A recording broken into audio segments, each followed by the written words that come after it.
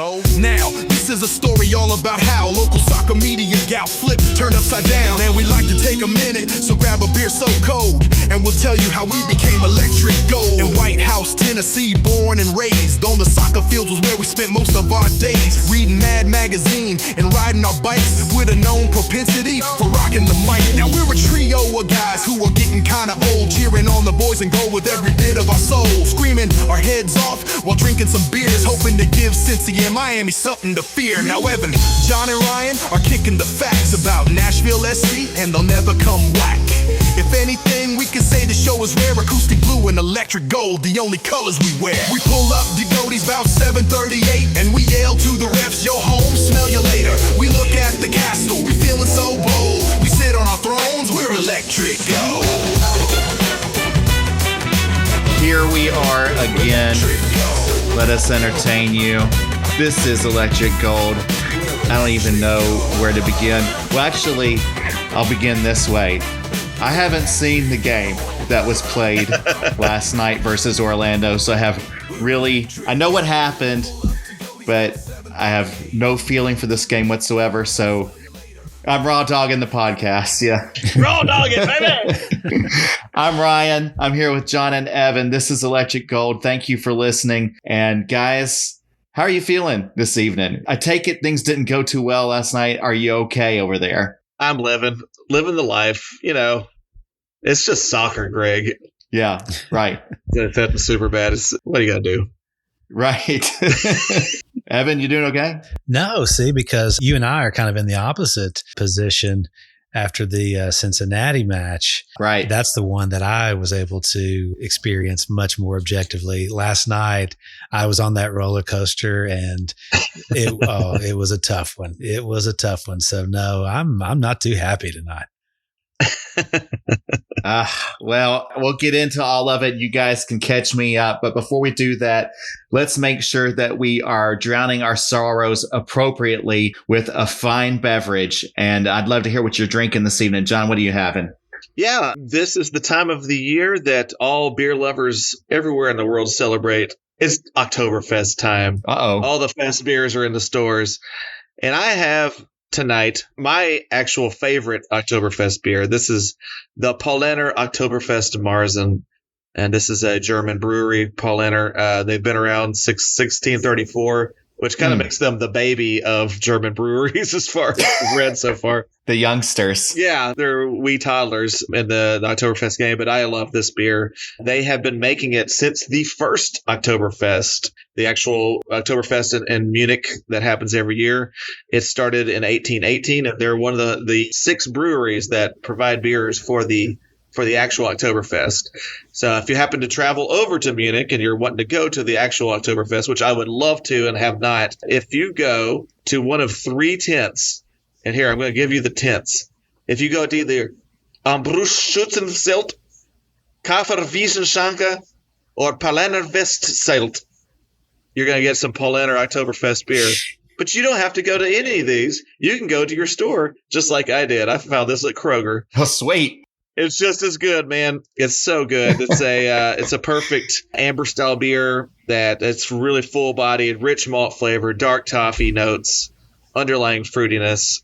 It's just a perfect beer. If you like beer, get this beer. There ain't none better. Fantastic. Definitely worth a try, especially this time of year. And Evan, what are you drinking tonight? Well, tonight I'm sticking with my my tropical themed beers since the heat persists. I'm going to go ahead and keep drinking these beers, but boy, do I love a good Oktoberfest beer and fall beers, and I can't wait to get going on those. But this one is the Tropicalia IPA from Creature Comforts Brewing Company out of Athens, Georgia. Unless I am mistaken, this may be my first beer from Creature Comforts. But anyway, this is a balanced, juicy beer with a hop aroma of citrus and passion fruit, and it just washes gloriously over the palate. And if there's anything I need today, it is a clean palate, because I've got a real bad taste in my mouth after that disgusting defeat in Orlando last night. Ouch. Fair enough. Well, at least you have something to soothe the pain there. And for me tonight, I am drinking from the Rogue Brewery up in Oregon. This is their Hazelnut Brown Ale. And guys, I picked it tonight because this beer is the winner of 5 different Great American Beer Festival medals. Wow. And I'm trying to will our team to win a medal themselves. They are but one win away One game from a medal. So this beer, this Hazelnut Brown Ale from Rogue Brewery, won in 2017 the Best of U.S. American Brown Ales at the World Beer Awards. In 2017, it won the silver at the Brussels Beer Challenge. In 2018, it won the Best of the Northwest Pacific Region United States Beer Tasting Championship. And in 2018, it won a Platinum Award at the World Beverage Competition. And in 2018, it also won a Platinum Award at the Meiningers International Craft Beer Awards. Wow. All of which I'm sure you're very familiar with. Totally. Nonetheless, this is a brown ale, hazelnut flavor.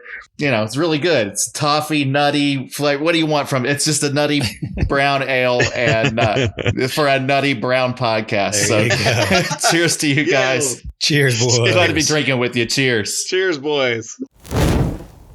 Okay, let's get on with this. Let's do the week in review. It was the best of times. It was the worst of times. It was the age of wisdom. It was the age of foolishness. It was the epic of belief. It was the epic of incredulity. It was the season of light. It was the season of darkness. It was the spring of hope. It was the winter of despair. Oh, wait, no, that's the introduction to A Tale of Two Cities from Charles Dickens. But boy, does it sound exactly like the week that we just had. Sure does. Okay, so here's the real week in review.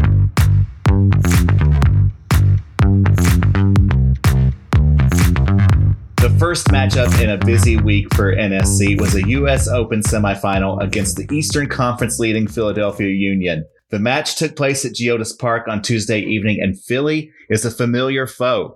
Nashville has faced the Union twice already this season, both resulting in wins for the boys in gold. The Nashville SC lineup featured a return of some familiar faces, including Alex Will, Ahmed Qasim, who is in for the injured Johnny Perez, Jason Palacios, and Andy Nahar. And consistent with their previous U.S. Open matches, Brian Schwacke took over responsibilities in goal. Conspicuously, Walker Zimmerman was not available for this match. The match began with the type of game we've become accustomed to against Philly. It was a physical affair, with the Union earning 3 yellow cards within the first 37 minutes. The boys in gold overcame that chippy play to take the lead in the 36th minute when Andy Nahar throw-in was flicked across the front of the goal by Jason Palacios, and Sam Surridge finished off the score with a header into the goal. Nashville took the 1-0 lead into halftime. Coming out of the half, Jacob Schaffelberg was inserted into the lineup in place of Qasim. That addition of speed proved to be beneficial for putting pressure on the Philly defense, and in the 50th minute, Super Sam was added again. Hani Mukhtar took a free kick from the far right corner, which ended up near the top of the box on Jacob Schaffelberg's foot. Schaff took a hard shot at the goal, but the shot was deflected. However, the rebound bounced high in the air, and Surridge headed it in for a second goal. Now, Philadelphia responded in the 70th minute when U.S. international Quinn Sullivan nailed a shot into the top left corner past Schwacke, but Nashville closed the door on any potential comeback in the 85th minute. That's when Dan Lovitz drove down the left side of the field and dropped a terrific ball into the center of the box where, guess who? Sam Surridge arrived to leap into the air and one-touch the ball into the goal. That gave Sam Surridge the hat trick and the eventual 3-1 win to Nashville. With that victory, Nashville will now make their second ever finals appearance, facing off against Austin FC in the U.S. Open Cup title match on October 1st. After that victory, the team traveled to face Orlando in a crucial Eastern Conference showdown. From what I hear, it was a really tough game, and some people kicked the ball into the goal. Orlando did some stuff and some things, and then Nashville did some stuff and some things. Yeah. And then in the end, once again, for the second time in 2 weeks, we lost in stoppage time. Yep. That's about right.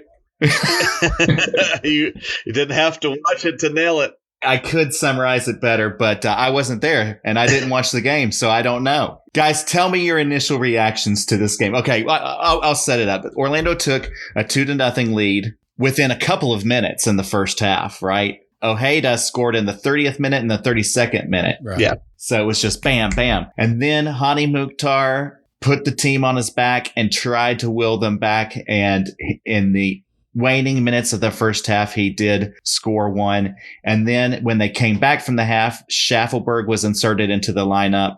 He scored very soon after that. So now we've got a 2-2 tie, which lasted throughout the rest of the second half. We get into stoppage time. 95th minute, it all falls apart.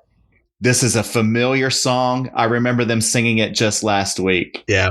I'd love to hear your initial reactions to this. Evan, you were sounding pretty disappointed. Tell me what you're thinking. Oh man, yeah. It was really tough to watch because, like you said, we had just experienced this a week ago, and you would think that the boys would have learned that, well, just remembered or relearned that incredibly valuable lesson, play till the final whistle. They had done such a great job of getting themselves back in the game. After the tying goal, the second goal, we were pushing for the win.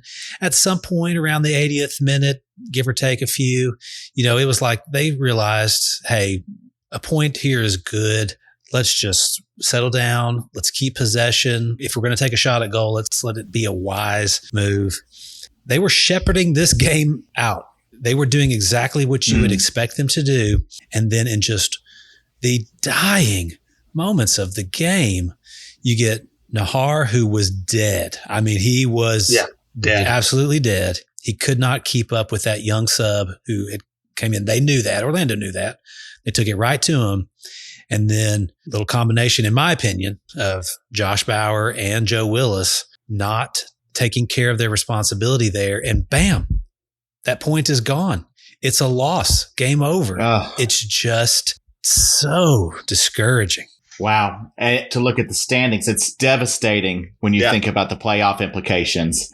We're now in 7th place. We're a point behind Orlando. So if we had that point, we'd be ahead of them still. Yeah. And we're 2 points behind Miami. We are completely out of the possibility of having a home field advantage in the first round. All 4 slots are now clinched. Top 4 slots are clinched in the Eastern Conference. New York, Charlotte, Cincinnati, and Philly have all clinched their slots, I believe. Or maybe they have. I guess they've clinched playoff spots. Yes. Okay. Yeah. All right. Sorry. You panicked. My mistake. I misspoke. Don't make me panic. I'm panicking.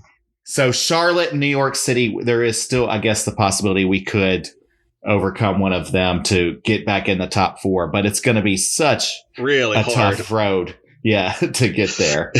So, John, what were your initial thoughts on all this? Yeah, so I watched the game later. I did not watch it live. I was at Weird Al concert last night at a Sand Amphitheater, which was absolutely fucking amazing. I talked about Weird Al a few weeks ago on the podcast. That dude is the ultimate showman.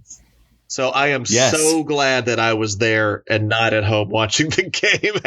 No kidding. I did get home and I watched it. It was like after midnight when I started. It was like 2 o'clock in the morning when I finished. And oh my God, could you think of a more deflating thing to watch at 2 o'clock in the morning than that last goal going in? Oh man. I was throwing shit. I was waking up my family. No, I mean, so for the game, the first 40 minutes, we were awful. I mean, came out flat. We had a reconfigured lineup. We had Yazbek, Tagseth, and Brugman all from the start. Yeah. Which we did in a game before, and it didn't work then either. And it didn't work last night. Yazbek in particular was awful, giving the ball away. Those 3, I don't know, that there's like an overlapping of talent, and that just all 3 of them should not be on the field at the same time. Anyway, like you said, the credits, without even watching, Hani Mukhtar did drag us back into it by himself. He capped off an amazing move with amazing reflexes to capitalize off his own shot had hit the post, and then he he realized it was going to hit it and moved for the rebound before anyone else did. And then the second half, Schaffelberg came on, and really after that first 40 minutes, the next 30 to 35 was us. Like, we dominated. Schaffelberg was amazing off the bench, played really well, not only scored the goal, set up a really good chance for Surridge that Surridge uncharacteristically headed wide. And I know that he wishes he had that one back. But yeah, the last 15 minutes, like Evan said, we were definitely playing for the tie because we were all dead. Like the entire team was out on their feet. I've got a whole nother take about this, but too much football and too little amount of time for the players that were on the field. And then a combination of injuries because Palacios went out. I have great feelings about the last 15 minutes, but yeah, we were dead out there just hanging on for a draw, and it didn't work again. So that's what happened. And everybody out there knows, and everybody out there is sad, just like I am. It was interesting, the lineup change, in particular, the change in the shape. Yeah. And I don't know that we should attribute the performance necessarily to that. Yeah. I mean, these guys have been playing with each other all season long. They should be well used to each other at this point, though it is certainly a different approach with the three midfielders in there. No Qasim on the bench, from what I can tell. Qasim was hurt. He came on halftime of the cup game because he had taken a knock. And then, that's right. Perez was still out injured too. So slightly enforced, because we only had Muel and Schaffelberg as wingers. And Schaffelberg is definitely better coming off the bench. And I think BJ has assessed that. Right. Where was Boyd last night? I don't know. He was on the bench. He was on the bench? Yeah. He didn't but come he in. Didn't play, did he? Oh, my God. We could have really used him. Yeah. He wasn't available for the cup game. So is it possible they're still kind of weaning him back in from, that long period of injury? Well, like I said, that's a Cincy game. He played 20 minutes and looked gassed. So I got to say, that didn't look great. Yeah. Well, it was certainly disappointing. What's devastating to me is that it's happened 2 weeks in a row now that we lost a game in stoppage time, and these have been critical games. And after a season of magic where we were just riding high for so many months, the past 2 months have been ugly. And guys, I'm worried. I'm officially in worry town when it comes to this team and their playoff chances, because we still have a game in hand over Chicago. Yeah. Can't believe we're talking about them. Chicago could catch us. We still have a game in hand. I mean, Orlando has a game in hand over us. Chicago has a game in hand over us. And Miami has still 3 games. When are they playing? When is Miami going to play any games? Good Lord. And New York City also has an extra game to play as well. So it's just going to be so tough for us at this point to make it through. I still hold out hope that we're going to make it in the playoffs, but boy, is it going to be a tough sledding for us. All right. Well, let's move on. I'm hoping that over the past week, there's some good to talk about. I know there is. I know there's some good things to discuss, and maybe let's just focus on those for a little bit. Let's do all hell yeah.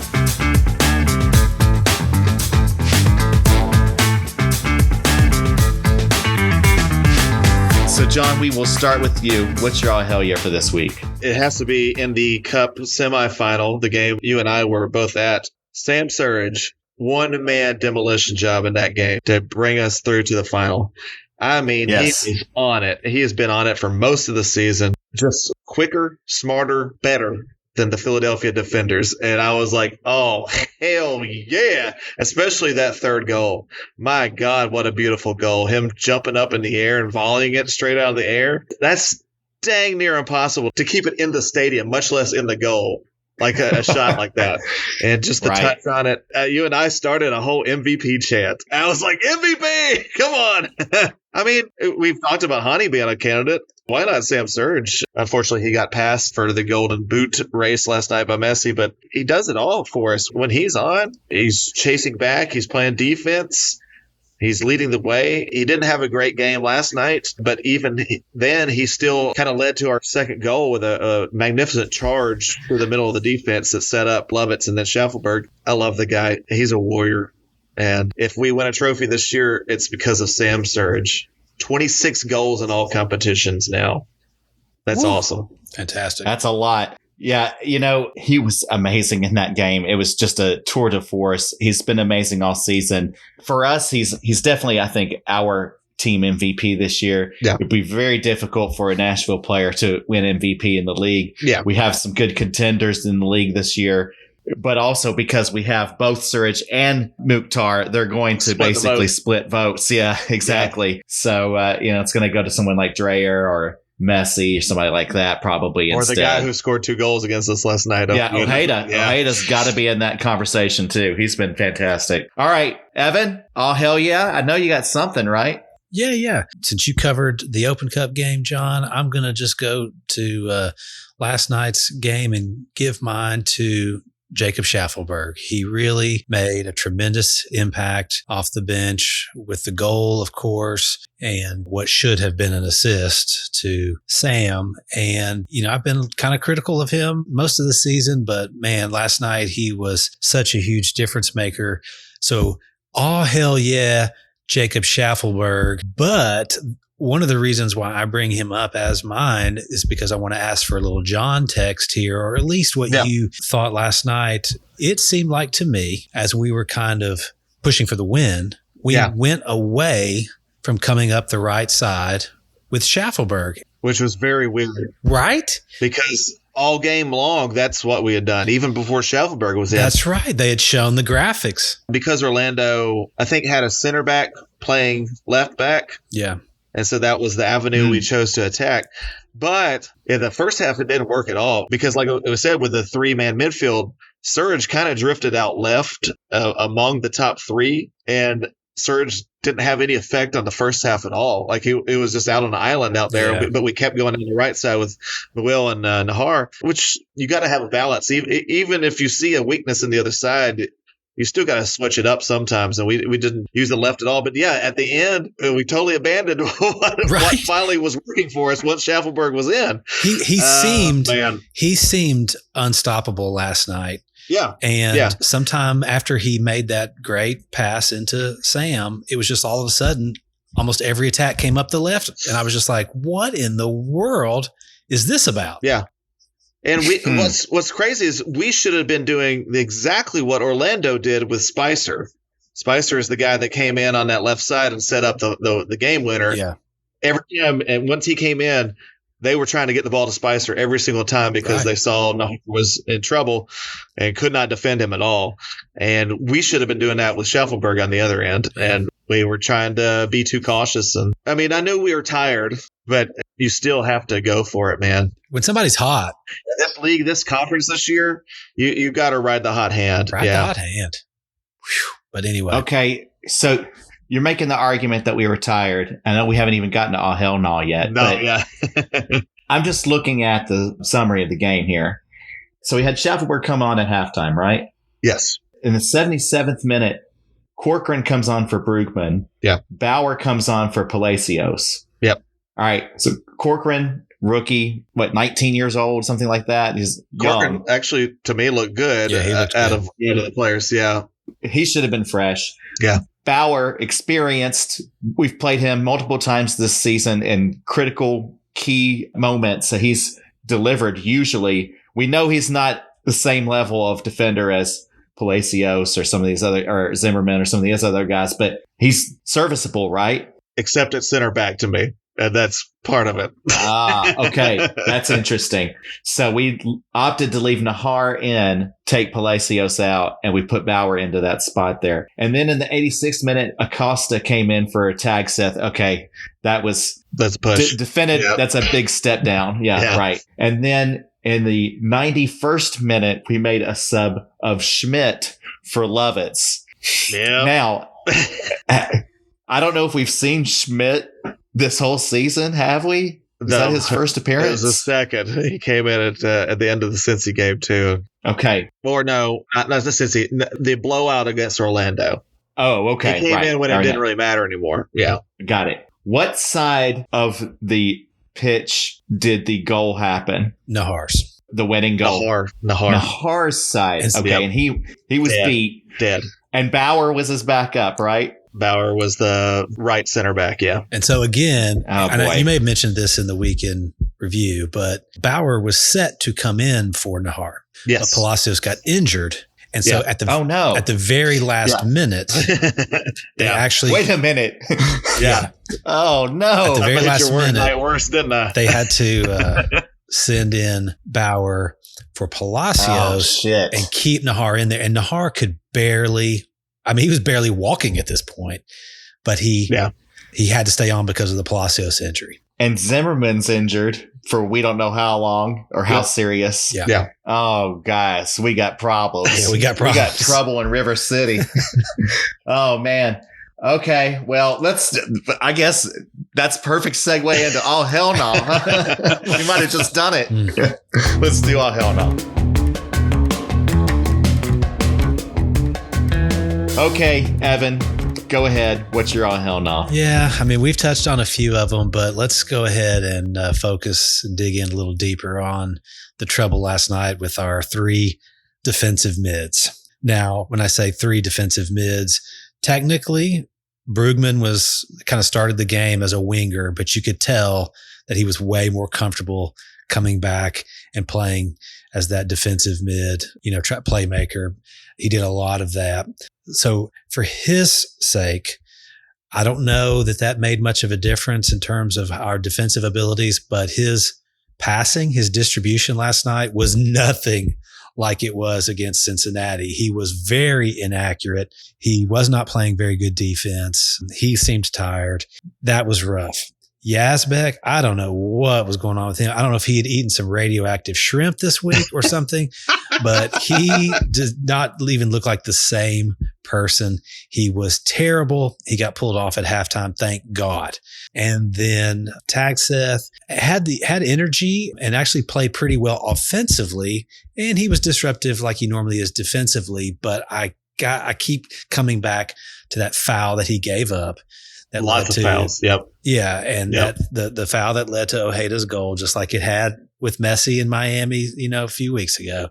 And we've talked about that multiple times this season. He's got to stop giving away these fouls in dangerous areas. We used to talk about it with, help me out. I'm terrible with names.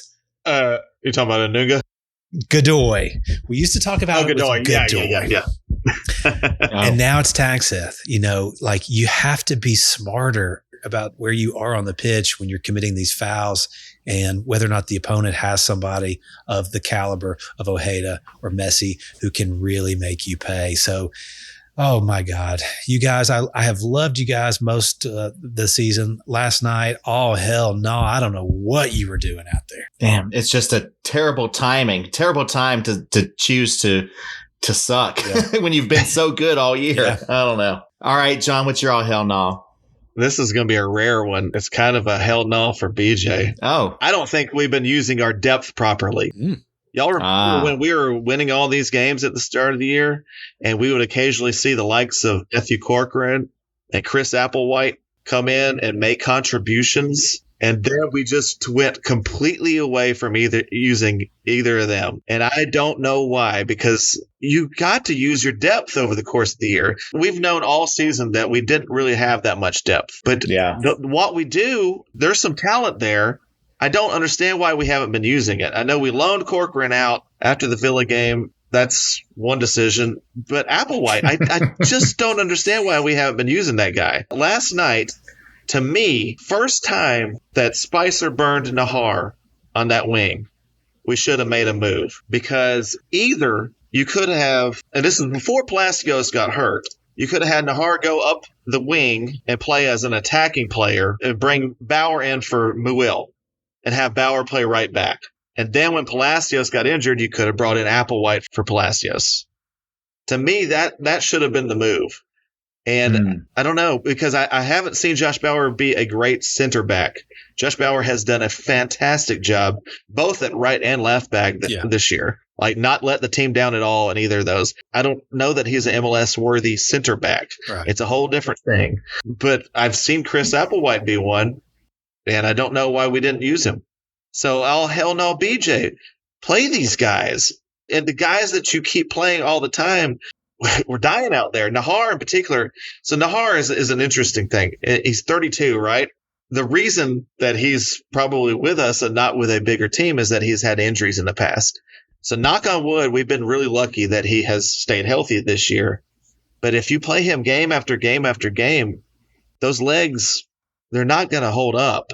But he's too valuable. We've played him up on the wing a few times this year. We've done that move where Bauer came in and Nahar kind of moved up. I don't know why we didn't do that. I think that was 1 point, if not 3 points, we could have gotten last night if we'd made the right moves and used our personnel more correctly. It's a great point. And I want to add to that, who murdered Julian Gaines? I think life. That guy, he's got some injury problems for sure. Okay. Yeah. Okay. He just can't get on the field. We saw him last year. He had hella talent. Yeah. Yeah. But for a player that young to be injured all the time is not ideal. Probably an area that we'll see them try and address this offseason, I would say, is depth in the defense for sure. And, they've got to re-sign Zimmerman. I guess they've got to re-sign him at this point. I mean, that's another great unknown to see what's going to happen there.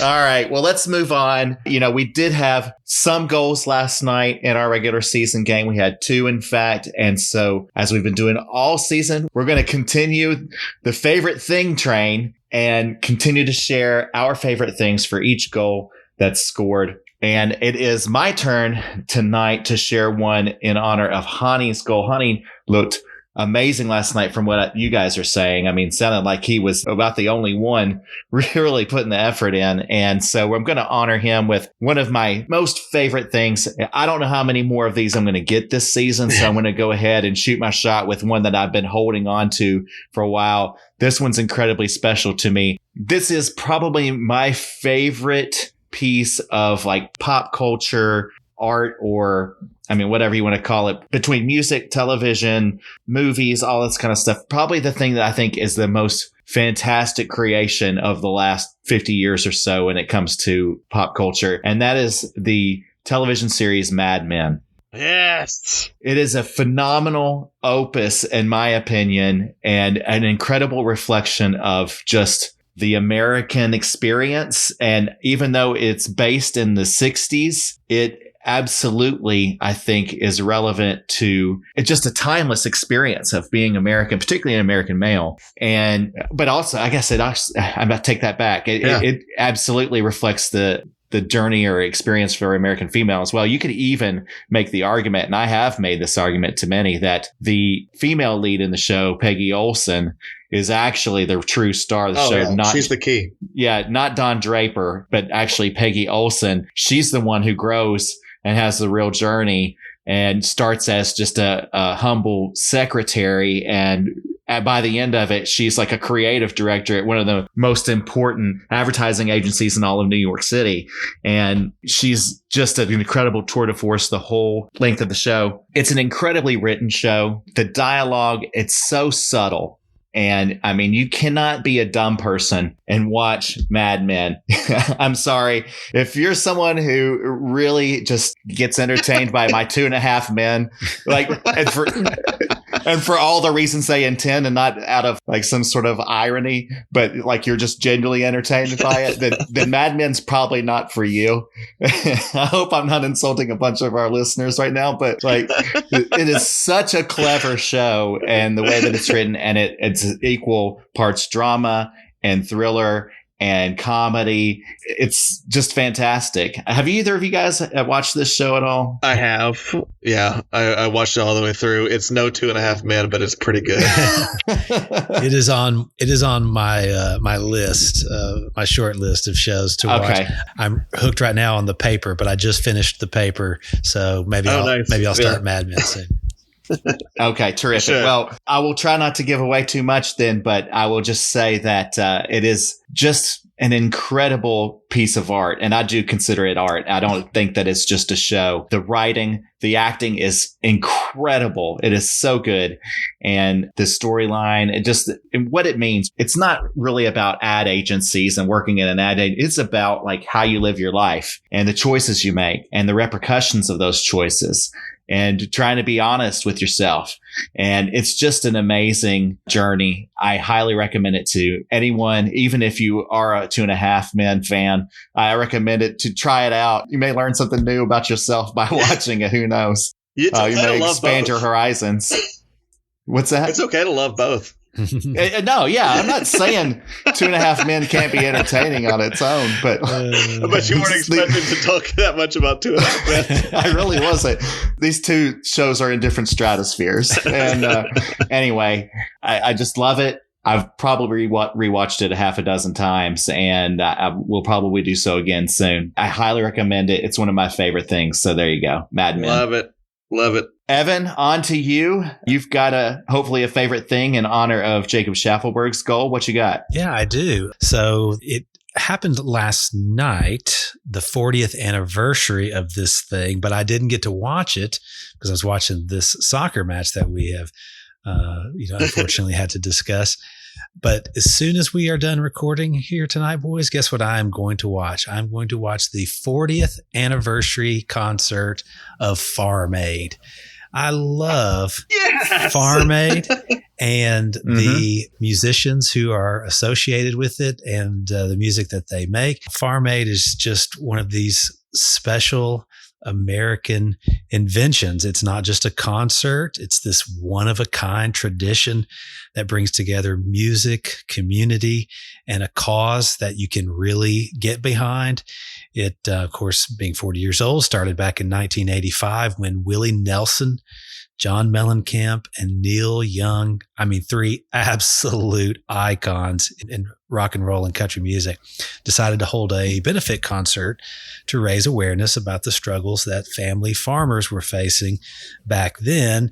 And what began as a single event has turned into a movement over the years. It's been going strong for nearly 4 decades. Today, it's still about lifting up family farmers and shining a light on the importance of sustainable agriculture. And it just reminds us that real people, families, friends, neighbors, these are the ones who are helping keeping us fed. So it's incredible music, but it's connecting with this story that runs deep in American culture, the family farm. It's about hard work. It's about resilience. It's about community. And music that has a purpose like this just hits different. It has a special meaning. So now it's added all these other great artists over the years, especially like Dave Matthews, and they don't just show up to play these concerts. They actually work regularly with the organization to stand side by side with American farmers. So it's just a reminder to me, and why it's one of my favorite things, of the power of music in this world. It's more than entertainment. It's art and it's activism, and it can unite people. It can raise awareness, and it can actually drive real change in the world. And so it's that combination of legendary musical performances and meaningful impact why Farm Aid isn't just one of my favorite events, but just one of my favorite things in life in general. So anyway, here's to Willie and Neil and John Mellencamp and those guys and what they've done for the American farmer. Cheers to that. That's amazing. Yeah, bravo. Excellent choice. I'll also say that when it comes to the artists involved with Farm Aid, particularly those 3 that founded it, there's a level of authenticity that I really get from them. You never know about celebrities and what they say on camera and stuff, and how much you can really believe of it, how much of it's just for show or for, to get good press or whatever. But these guys, I feel like they really put their money where their mouth is. What they're saying, what they are standing behind, they really feel it and believe it. I'm convinced, and I absolutely agree. It's an incredible cause. So great selection there. Yeah. Thank you very much. All right, well, let's move on. We've been having a terrible run of form lately with this stupid soccer team, and it's really getting me upset. I'm sure at this point, I know you guys tried to lift me up and cheer me up last week and make me feel better about it, but at this point, you've got to have some very hot, spicy, sticky, burning, horrid Nashville hot chicken takes. My hot chicken take is that these owners got skills to shake. In a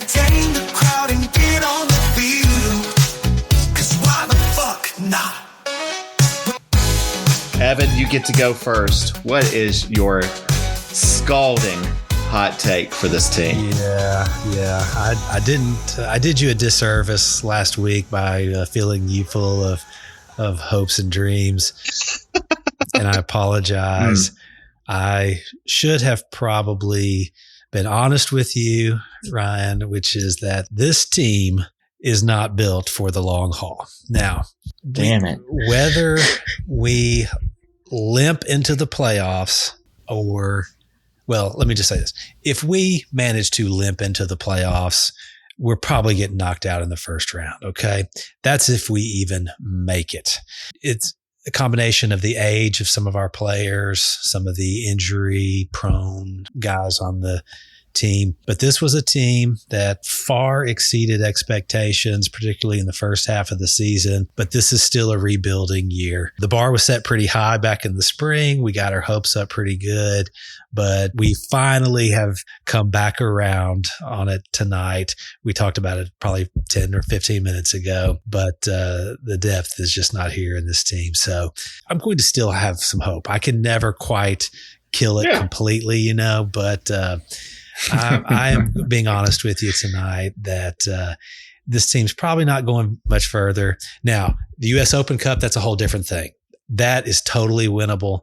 But as far as MLS playoffs and everything, it's probably all said and done at this point.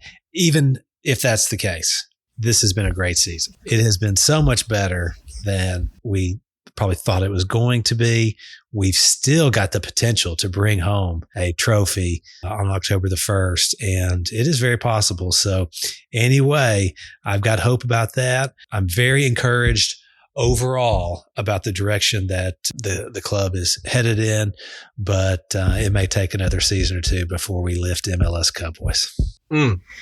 Fair enough. I'm saving space for you over here on the dark side where we've already given up all hope. Yeah. I tried to walk towards you like the emperor, but at the last minute, that Luke Skywalker came out in me and I couldn't completely go there. Right. There's still good in him. Yeah, There's right. still good in him. Yeah. All right. John, do you have a hot take for us? I sure do. I have said many times that out of the three of us, I got to be the goalie guy. I played goalie the whole time. Yep. My hot take is that Brian Schwacke should have been our starting goalkeeper for a long time. Ooh. For at least the last 5 to 10 games. Wow. Yeah. Is that delivering heat? You're delivering the heat there, bud. So Brian Schwacke has played 4 games for Nashville SC, and guess how many times we have won? 4 times. Wow. Go with a hot hand. I'm telling you, we saw him up close Tuesday, or it's the second time I've seen him up close in the Cup game. I haven't seen him have to make a fantastic save. I don't know if his ability to make those great saves is as good as Joe Willis, I'll be honest. Because Joe actually made like 2 or 3 really good stops last night where he made good reads on it. But also, I really don't think he covered himself in glory on the free kick or the third goal. But Schwacke in particular is really good with his feet. And we noticed that, you and I, Ryan, every time the players felt more confident passing the ball back to him. And I felt like he was completely in control.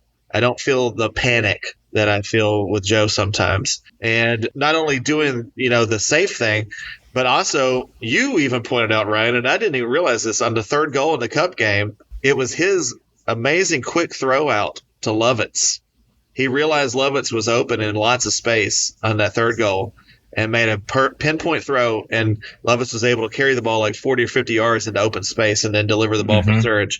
I see good things in Schwacke, especially for the kind of style of play that BJ wants to play. You have to have a keeper that's really good with his feet, I feel, and that distribution is really essential. 5 or 6 games ago, I would have thought Schwacke would have been a good choice to try him out in an MLS game and see how it goes, because could it have been much worse than our last 7 MLS games? Not really. I don't see what the point in losing is. And he's a young guy, too. He had to build confidence. Hopefully he's around next year, and we can see. I mean, what's crazy is Valdez, as our third keeper, might be the most talented of them. We haven't seen him for Nashville yet. I've seen him playing for the Dominican Republic and was impressed. But I don't know. I've got all kinds of feelings about Joe. That first goal I want to talk about in particular, and I have a controversial opinion. When I played goalkeeper, I didn't like there to be a wall on a 30 to 40 yard free kick. I don't think they do much good. And especially if you don't have the best reaction time, basically you're giving away the first 10 yards and not being able to see the ball when you've got a wall. That free kick was so far out that I think he could have saved it if he just lined up in the middle of the goal and did without a wall. I don't know why more keepers don't do that. The wall is definitely essential when you have like a 20-yard free kick, like right outside the box. You need somebody to cover that. You're not going to be able to cover. A professional goalkeeper, in my eyes, should be able to cover any free kick to any part of the goal when they're 30 or 40 yards out. That's interesting. So to me, that's how I feel. But coaches could completely shoot me down, people that know better than I do. But overall, I really feel Schwacke should have been the starter for a minute now. It's probably too late in MLS to really try him at this point. I think Schwacke has earned the cup final. Yes. And I really hope that he gets his chance because I don't think he's done anything major wrong. He's played well in the cup, and if we win it, I want him there hoisting that trophy. So, yeah, that's my hot take. I think you're right on target, John. I mean, the roof of my mouth is raw and burnt from the spiciness of the take, but I think you're right on target. Schwacke looked great in that cup game. He's looked great in every cup game. He looked great even in the Villa game. You know, he's going against much better talent, but he still looked great there. And like you said, he's great with his feet. I think his clearances are a million times better than Joe's. They are with purpose. Yeah. And so many times with Joe, we've seen very weak clearances where he just rolls it to the closest defender or whatever. And then immediately there's pressure, offensive pressure on that person. And they've got to scatter, got to like figure out something really quick to get that ball out of harm's way. I will say that is part coaching.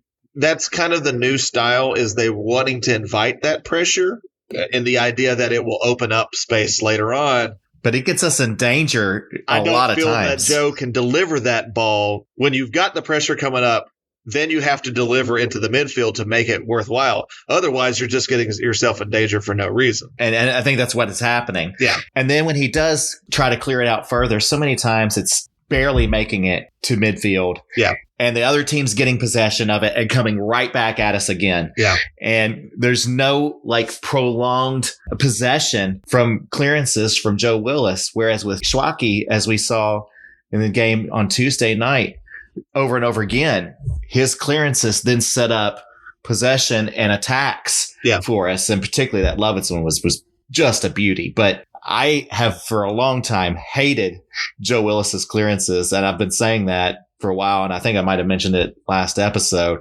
Schwacke to me stands in stark relief to what we see from Joe in that respect. Joe might be a better defender of the goal, and that's important too. That's kind of the most important part. And But man, the rest of it, I just feel like I'd like to see somebody different just for that reason alone. If Joe Willis is starting at goal next season, we've got problems. That's what I'll say. Yeah, and he probably will be. I bet you money he will be. Oh, man. I don't know. I hope not. I mean, I love Joe. I want him to live in Nashville forever, and I don't think he should ever have to buy a beer in this town. Right. I love what Joe has done, and I do not want to be ambiguous about that. I just feel that it's the time for something different. Though, you know what? With the hot takes, we haven't even mentioned that Joe damn near scored last night. And you haven't seen this, Ryan. What? Oh, yeah, he did. Wait a minute. Yeah, he did. He came really close. After they scored the three, went ahead 3-2, we came down and we got a corner kick, and we threw Joe up into the box. And Hani delivered a fantastic ball right onto Joe's head. And Joe hit a fantastic header right on target. But unfortunately, it was right at the keeper. Oh. Yeah. And what's really funny, I wanted to tell this story because I have been looking for a Joe Willis goal, because a few years ago, they had a trivia event where players were playing against supporters groups teams. And I remember the question, the question that came up in the trivia question, it was true or false. The record for longest goal ever scored in a FIFA event is longer than 80 yards. Wow. What do you think, true or false? I would say that's probably true. Yeah. It is true. It was a youth World Cup, like under 20 or something, and a goalkeeper took a free kick. It caught a gust of wind, took a crazy hop, and bounced over the other goalie. So the guy scored from like 90 yards out. Wow. And so our table that I was sitting at was beside the players' table. And so, I've had a few beers. I'm just like, Joe, have you ever scored? And he goes, well, I've got 2 kids. God bless him. I was like, oh my God, you nailed me, dude. So ever since then, I've wanted Joe to actually score the game just so he actually has scored a goal, Yeah. So really close, probably as close as he's ever going to come last night. Oh, damn it. I mean, if he were to score, then that should be his last game. He should retire. He should just walk off the field immediately. Just drop his gloves. Yep. Yeah. Well, I'm with you. I love Joe. I hope that he is a Nashville resident for the rest of his days, and he's a boy in gold forever. Yes. Right? Yeah. But if we want team success, I just think it's time we move on to the next generation. It's just that time, and it happens for every player. And I think it's time with our goalkeeper. Time comes for all of us. Time comes for all of us. Yep. Absolutely. It's like knocking on my door right now. Except for like LeBron James, I guess. Right. Okay, guys. Well, let's move on. Let's wrap this up with the week in preview.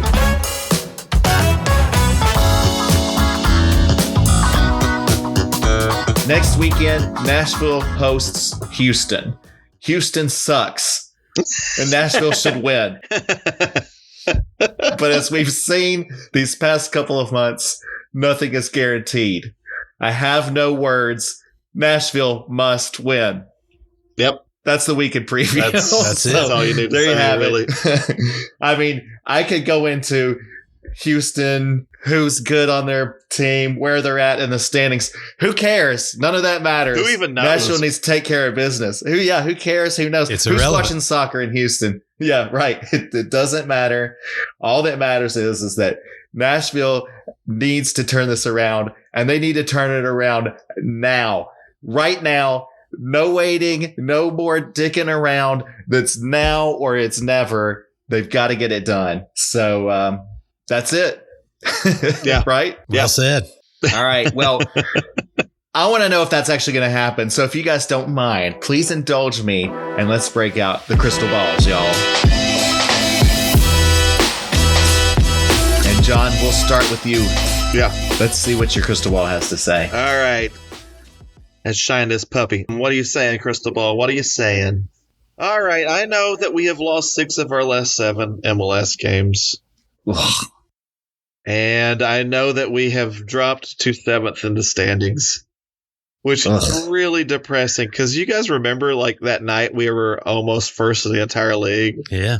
For like 10 minutes. For like 10 minutes. God, that seemed like a long time ago. Mm-hmm. We're going to get it done against Houston. Fuck it. 4-1 NSC. Most of the time, except for that Atlanta game, we still have played well at home. That's the thing. That Atlanta game was the thorn in our side, really. So I think we don't have any midweek games this week. Hallelujah. I do know that 3 or 4 nights after that Houston game is the Cup final, which is a big freaking deal. But I hope that we are able to focus on 2 things at the same time because we really got to have that because the worst case scenario is us slipping to 9th and we're playing road in that play-in game. Because honestly, boys, even if we finish 8th, we'd have a play-in game at home. It feels so depressing to talk about this considering we were talking about winning the Supporters Shield not too long ago. But if we win the play-in game, and we'd have Philly in the first round. Yeah. That would be the silver lining there, right? I don't think Philly can beat us 2 times out of 3. Yeah. I honestly think that if we play Philly in the playoffs, we're going to beat them again. I don't think that team's that good. I'm just straight up saying it. I know they're first place in MLS. I don't think they're that good. I haven't seen them be good yet. I don't watch any of their games that aren't against us. But yeah. But if we want to get to that, Houston is a must. Montreal is damn near a must. And that one's going to be really, really tricky. So Houston, get the shit done. If we win, we at least are in the plan. Yeah. Get this shit out of the way. Don't dick around, NSC. This is in front of the home crowd. Give us something to believe in. Yeah, you can't take an entire half to get into the gear and to get in the game. Right from the get-go. Yeah. Exactly. Evan, is your crystal ball working tonight? Does it have anything it wants to predict for this upcoming game? Let's take a look and see. So I'm uncovering it. I'm gazing deeply into it, and it says, "You don't want to know." Oh, okay. So, oh shit. In that case, I guess I'm going to have to go at it alone. Without my crystal ball, I'm saying we are going to get this done just barely. I think we're going to win 1-0 at home against Houston, and that goal is going to come from Tyler Boyd. Wow. Wow. Damn. That's a spicy prediction.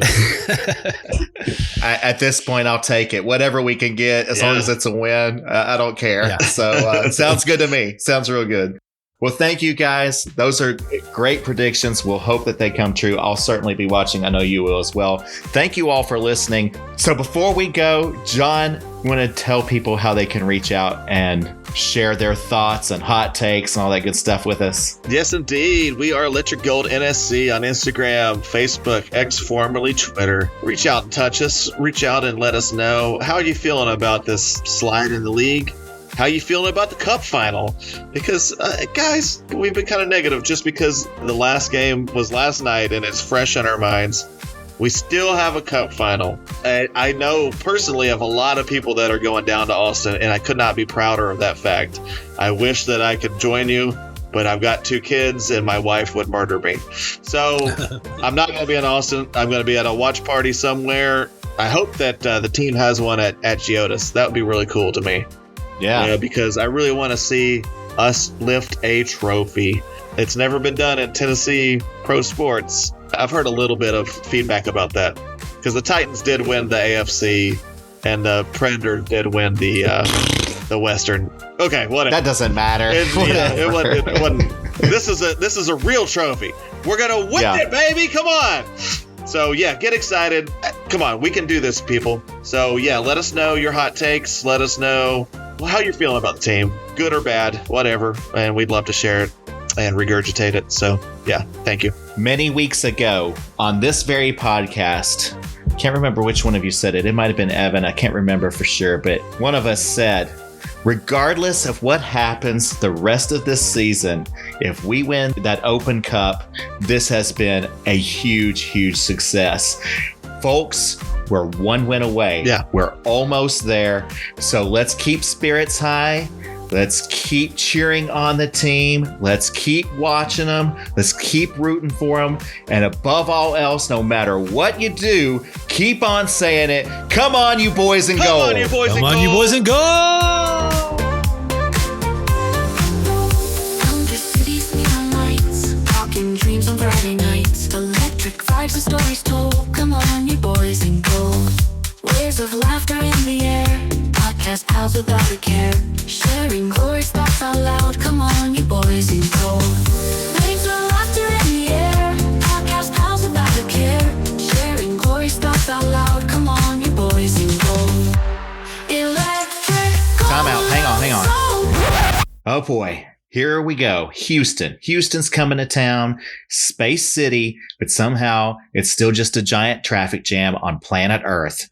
Houston, you want brutal? We're going to roast you until it's as sticky as a July afternoon on I-10. You're not actually a city. You're just 600 square miles of parking lots with a Whataburger every half mile. Your city planning is one big shrug emoji. You've got the population of Chicago, but the walkability of a Walmart parking lot. Your official flower is the traffic cone. And hey, great skyline. It's too bad that you need 3 highways, a prayer, and $40 in gas to get there. Houston, you have 2 seasons, sauna and hurricane. Your AC bill is a mortgage payment and you still can't stop from sweating. And every time it rains, the streets turn into a lazy river. Y'all act shocked every time there's a flood, like that's not literally the city's brand. You've got so many mosquitoes that they should be paying a property tax. And your traffic, it's just Mad Max with Bucky stops. You measure distance in hours because the freeway never stops punishing you. And public transportation, you mean owning 3 cars per household? Come on. Your rush hour is basically a natural disaster that happens twice a day. Every Houston freeway looks like it was designed during a heat stroke. And yeah, you've got a pretty decent food scene. It has to be because there's literally nothing else to do there. And half the restaurants are worth a Michelin star. The other half are Taco Bells inside of gas stations. And somehow they both have hour-long lines. Your nightlife is just sweating and nice clothes next to someone yelling, H-Town, baby. Well, you brag about being diverse, but most of that diversity is just different kinds of traffic violations. Your culture is just rodeos, Astro hats, and Instagram thirst traps taken on top of parking garages. Hey, Houston, you know the Astros cheated and they're still somehow proud of it. And the Texans, they're just therapy for fans who enjoy pain. By the way, thanks for the football team. We really appreciate it. Your best sports moment was a baseball championship that everyone outside of Houston calls fake. You've got more sports heartbreak than championship parades. And you know what? You're about to have another, because when you come to town this weekend, Music City and the Boys in Gold are going to lay the smackdown on you. We've got something really special for you, so come on down and get yours. It goes like this. We're holding it down in Tennessee, NSC, pride, electric, gold energy. Y'all can't hang, it's plain to see. Playoff dreams unlocked, we got that key.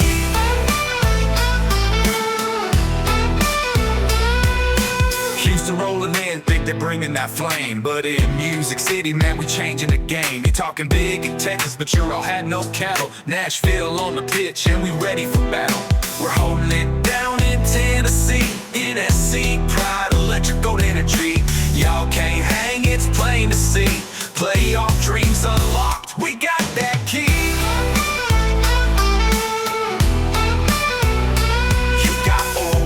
But we got honky tonks, hot chicken heat while your defense flops. From Broadway lights to the crowd that sings, our defense locks it down. Strikers doing big things. Tennessee whiskey, smoother than your play. We'll send Houston home with an L on Saturday. Y'all brag wide open spaces, but here's the truth. We own this house and we raising the roof. We're holding it down in Tennessee, NSC, pride, electric, gold energy. Texas big talk, man, let it be. Cause Nashville's watching the victory. So dynamo, take a seat, enjoy the show. This is a home turf, thought you should know. From the Cumberland River to the playoff fight, Nashville SC gonna shine, that's right.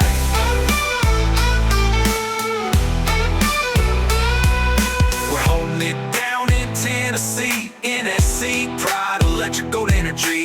Y'all can't hang, it's plain to see. Playoff dreams unlocked, we got that key.